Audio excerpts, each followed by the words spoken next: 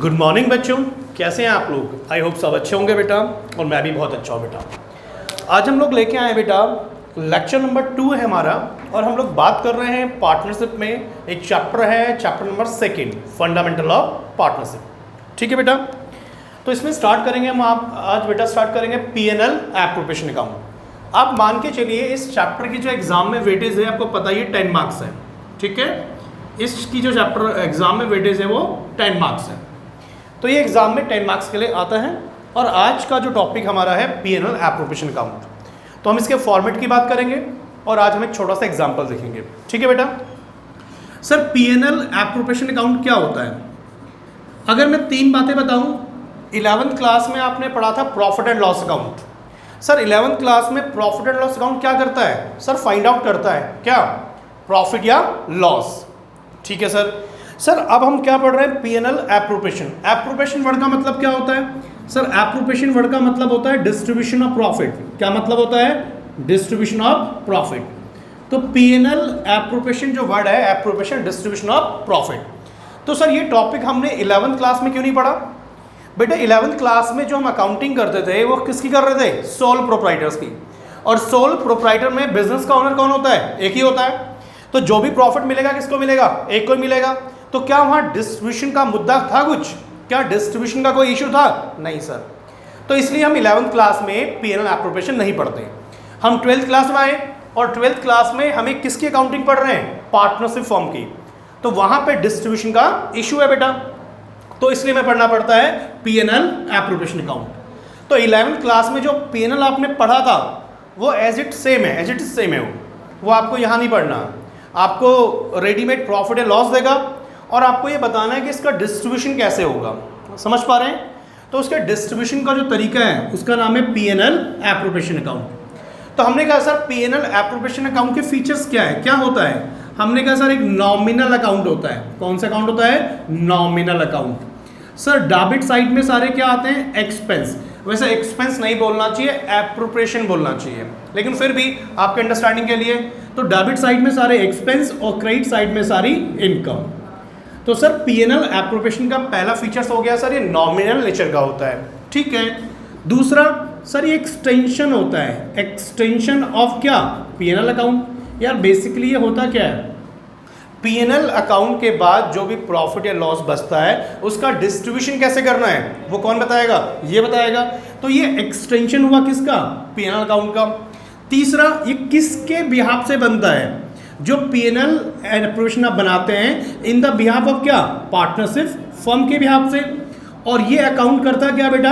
Distribution of profit. तो अगर मैं 4 बातों की चर्चा करूं कि P&L एप्रोप्रिएशन अकाउंट है क्या सर? सर ये बेसिकली एक नॉमिनल नेचर का अकाउंट है। ठीक है। एक्सटेंशन ऑफ P&L है। ठीक है। P&L एप्रोप्रिएशन किसके बिहाफ से बनता है? फर्म के बिहाफ से बनता है सर। और चौथा ये बेसिकली क्या है? डिस्ट्रीब्यूशन ऑफ प्रॉफिट है। तो आई होप यहाँ तक मेरी बात आपको क्लियर होगी। ठीक है सर। तो आज हम डिस्कस कर रहे हैं फॉर्मेट की कि P&L एप्रोप्रिएशन अकाउंट का फॉर्मेट कैसे बनता है, कैसे हम प्रॉफिट का डिस्ट्रीब्यूशन करते हैं। ठीक है बेटा। ठीक है सर। चलो अब बात करते हैं हम लोग profit and loss appropriation account की। कब बनता है? फॉर द ईयर एंडेड 31 मार्च 2000, जो भी होगा आपके पास। तो सर साल के एंड बनता है। और किसका बन रहा है? X Y Z. कोई हमारी फर्म है तो फर्म के हिसाब से बनता है। ठीक है। वही debit side and credit side. सबसे पहले आपने क्या बनाया होगा? प्रॉफिट एंड लॉस, मतलब ट्रेडिंग एंड प्रॉफिट लॉस बनाया होगा। तो वहां से कुछ प्रॉफिट या क्या आया होगा बेटा? लॉस आया होगा। तो अगर आपका नेट प्रॉफिट आया है तो बाय P&L नेट प्रॉफिट। ठीक है सर। अगर लॉस होगा तो टू P&L नेट लॉस। ठीक है। मैंने कहा क्रेडिट साइड में फर्म के लिए सारी इनकम आएंगी। तो इनकम का मतलब क्या हुआ? पहला point interest on drawing. Sir interest on drawings का मतलब होता है अगर पार्टनर ने फर्म से पैसा निकाला है तो फर्म क्या करती है? इंटरेस्ट चार्ज करती है। तो वो इंटरेस्ट फर्म के लिए क्या है? इनकम है। हम किसके बिहाफ से अकाउंटिंग कर रहे हैं? फर्म के बिहाफ से। तो सर इंटरेस्ट ऑन ड्राइंग्स क्या हो जाएगा? इनकम हो जाएगी। सर अगला point interest on capital. Interest on capital means firm में जो पार्टनर ने कैपिटल लगाई है फर्म क्या देगी? उस पर ब्याज देगी। तो वो सर फर्म के लिए क्या हो गया? खर्चा हो गया। ये बेसिकली यहाँ पे डिस्ट्रीब्यूशन पढ़ रहे हैं, खर्चा वर्ड नहीं बोलेंगे। टू सैलरी, टू कमीशन, ठीक है, और इसके अलावा एक पॉइंट है टू रिजर्व। तो sir interest on capital, salary, commission तो आपको पता ही है जी, है ना। अगर फर्म में काम करोगे तो उसके लिए सैलरी मिलेगी, फर्म में कैपिटल लगाओगे तो उस पर ब्याज मिलेगा, फर्म के लिए कोई स्पेशल ट्रांजेक्शन कर रहे हैं तो फर्म क्या देगी इसके ऊपर, कमीशन देगी सर, बिल्कुल ठीक है। हम प्रॉफिट का कुछ पार्ट फ्यूचर के लिए बचा के रख लेते हैं, उसे क्या कहते हैं, रिजर्व।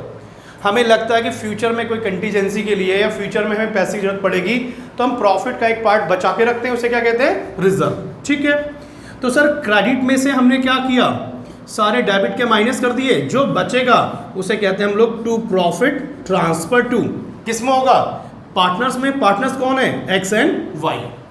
अब यहां लिखा है एक्स कैपिटल अकाउंट और करंट अकाउंट, वो डिपेंड करता है क्वेश्चन में कंपनी फर्म कौन सा मेथड फॉलो कर रही है, फिक्स्ड या फ्लैक्चुएटिंग, तो वो बाद में बात करेंगे अभी, ठीक है। एक बात, चलिए सर, तो एक छोटा सा मैंने एग्जांपल लिया आपके लिए, एक बार देख लेते हैं। एक फर्म है, दो पार्टनर है एक्स एंड वाई, ठीक है सर। एक्स की कैपिटल 1 लाख रुपए, वाई की कैपिटल 2 लाख रुपए, इंटरेस्ट ऑन कैपिटल 10%, सैलरी 10,000 रुपए पर मंथ, यहाँ लिखा है 1.5 लाख रुपए पर एनम। देखो ये अकाउंट जो बनता है पूरे साल का बनता है, तो यहाँ पर जो ये 10,000 पर मंथ लिखा है इसे कन्वर्ट करना पड़ेगा ईयर में, तो 10 × 12 करना पड़ेगा। Commission 5,000 per month, 72,000 per annum मतलब पूरे साल का, समझ पा रहे हैं। ड्राइंग्स दे रखी है, उसके ऊपर इंटरेस्ट दे रखा है और नेट प्रॉफिट दे रखा है, तो कह रहा है प्रिपेयर करो profit and loss appropriation account. करे बेटा एक बार जल्दी से कॉपी करो, स्टार्ट करते हैं, ठीक है। तो इसमें ओनली हम फॉर्मेट डिस्कस कर रहे हैं और ज़्यादा कुछ नहीं कर रहे हैं। चलिए, आई होप आपने कॉपी कर लिया होगा, आ जाओ बेटा। अब जल्दी से हम लोग क्या करते हैं कि हम लोग एक बार इसके डाटा को यूज़ करके देखते हैं। सबसे पहले हमें क्या चाहिए, नेट प्रॉफिट कितना है, 7,50,000, ठीक है सर।